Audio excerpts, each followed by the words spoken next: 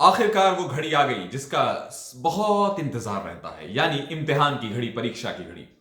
15 फरवरी वो डेट रखा गया है जब से कि कुछ एग्जामिनेशन शुरू होगा। बोर्ड ने बाकायदा ये बात कही कि हमने 1.5 महीने पहले लगभग इसलिए बता दिया है, हमने डेटा शीट इसलिए जारी कर दिया जो कल हुआ है गुरुवार को, कि बच्चों के बीच में तैयारी के लिए वो उनको थोड़ा वो वक्त मिल जाए जो एकदम कहते हैं एग्जामिनेशन के पहले एक स्वीप मारी जाती है, वो उस तैयारी के लिए, रिवीजन के लिए उनको बढ़िया से वक्त मिल जाए। दूसरी बात उन्होंने जो कही है बहुत इंपॉर्टेंट, सीबीएसई बोर्ड ने कहा कि हमने ऐसा डेट लाया है कि जिससे जेईई की परीक्षा देने वाले जो यानी 12th के जो स्टूडेंट्स हैं वो जो अपियरिंग होंगे इस बार, उनके लिए भी कोई डेट का लेकर कोई प्रॉब्लम क्रिएट ना हो।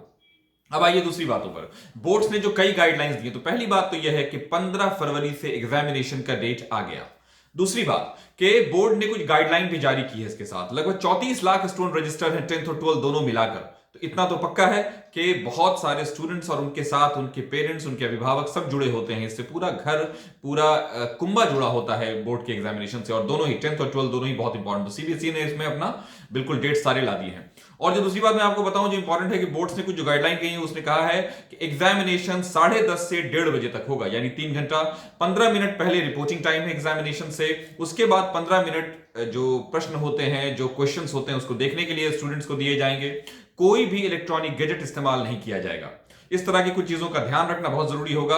बाद में चलकर इसके प्रोटोकॉल्स भी हो सकता है कुछ आए, कोरोना से रिलेटेड कुछ प्रोटोकॉल्स आ जाएं या कुछ आ जाए, सिचुएशन क्या है उसी बेसिस पर ये आगे काम होगा। उसके बाद जो प्रैक्टिकल का है वो 1 तारीख से 1 जनवरी से कर दिया गया है, और उसके बाद 15 जनवरी तक रखा गया उस डेट को। और कहा जा रहा है कि उसके रिजल्ट जो है वो भी लगभग उसी वक्त से आने शुरू हो जाएंगे। और उसके मामले में स्कूल को स्वायत्ता दी गई है कि वो अपने सब्जेक्ट्स को जिस हिसाब से चाहें उस हिसाब से प्रैक्टिकल ले सकते हैं।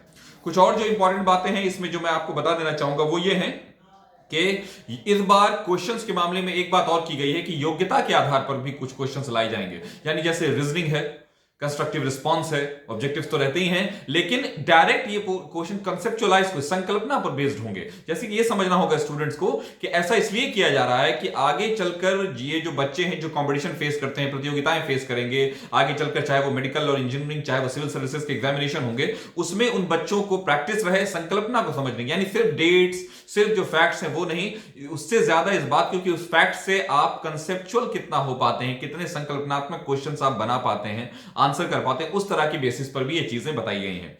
तो यानी कि 30% क्वेश्चन जो है जो बिल्कुल कंसेप्चुअलाइज कहिए या कहिए कि बिल्कुल रीजनिंग बेस्ड होंगे, कंस्ट्रक्टिव रिस्पांस बेस्ड होंगे, और उसमें जो थोड़ा सा असर्शन भी होगा, असर्शन का पार्ट भी होगा, तो वो 10th के लिए 30% है, यानी 30% जो क्वेश्चन होंगे वो उससे होंगे, और बाकी 12th के लिए 40% है। और भी जो कुछ जरूरी जो ऐसी चीजें हैं जो आपको एज अ स्टूडेंट और एज अभिभावक भी जानना चाहिए वो ये है कि इसमें 10:30 मैंने आपको बता दिया है, और एडमिट कार्ड अभी नहीं दिया गया। एडमिट कार्ड पे सारे टाइम्स मेंशन होंगे, यानी स्टूडेंट्स के लिए अब टाइम आ गया है कि वो अपना सारा वक्त, अभी बहरहाल जो 10th और 12th के बच्चे हैं वो ज्यादातर अपना वक्त इसमें लगाएं। बोर्ड्स ने भी, बोर्ड सीबीएसई बोर्ड ने, और सीबीएसई इस पूरी डेटा शीट की जानकारी, वैसे हम भी आपको ये दिखला रहे हैं, लेकिन डेटा शीट की पूरी जानकारी आपको उसके जो cbse.in.nic उसका जो आधिकारिक वेबसाइट है उस पर आपको खुलकर मिल जाएगा। आप उसको देखिए और स्टूडेंट्स अच्छी तरह से तैयारी कीजिए। और बोर्ड एग्जाम के लिए 34 लाख स्टूडेंट अपना भाग्य आजमाने जा रहे हैं। 34 लाख एक बहुत बड़ी संख्या है। उनके साथ तय है कि उनके अभिभावक भी जुड़े होंगे और उनके सारे घर वाले, रिश्तेदार सारे जुड़े होते हैं उसमें। तो एक अपने आप में बहुत जरूरी बात है। आप कशिश न्यूज पे जो बने रहिए, हम आपके साथ इसी तरह की खबरें हमेशा शेयर करते रहेंगे आपके लिए जो भी जरूरी होगी। बने रहिए कशिश न्यूज पर। आप इसको यूट्यूब पर देख रहे हैं तो आप हमारे चैनल को ज्यादा से ज्यादा सब्सक्राइब कीजिए और अपनी राय जरूर दीजिए। और अगर आपको इससे रिलेटेड और भी कुछ जानना है तो वो भी आप पूछ सकते हैं। बने रहिए कशिश न्यूज पर।